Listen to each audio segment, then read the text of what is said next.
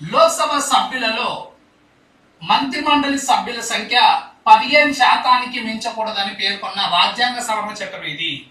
లోక్సభ సభ్యులలో మంత్రిమండలి సభ్యుల సంఖ్య 15% మించరాదు అని చెప్పి ఏ రాజ్యాంగ సవరణ పేర్కొంది అంటున్నాడు. అసలు లోక్సభలో మంత్రుల సంఖ్య ఎంత శాతం ఉండాలి? లోక్సభ సభ్యుల సంఖ్య ఎంత?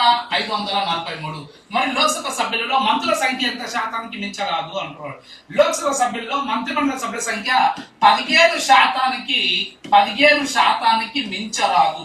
మరి లోక్సభ సభ్యుల సంఖ్యలో మంత్రుల సంఖ్య, మన క్యాబినెట్ మంత్రులు, రాజ్య మంత్రులు, డిప్యూటీ మంత్రులు, ఈ 3 రకాల మంత్రులు 15% మించరాదని ఏ సంవత్సరం పేర్కొన్నారంటే 2003వ సంవత్సరంలో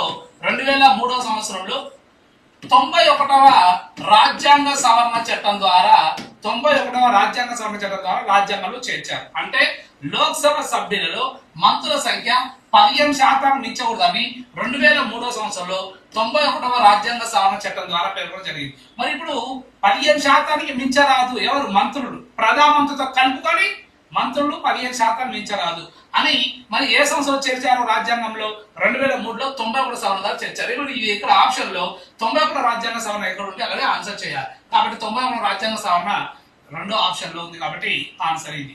అంటే మొత్తం లోక్సభ సభ్యుల్లో మంత్రుల సంఖ్య 15% మించకూడదు అనేది ఈ 91వ రాజ్యాంగ సవరణ ద్వారా రాజ్యాంగంలో చేర్చారు. ఇది ఒక కేంద్రానికి సంబంధించింది కాదు, రాష్ట్రంలో కూడా సేమ్ వ్యవస్థ.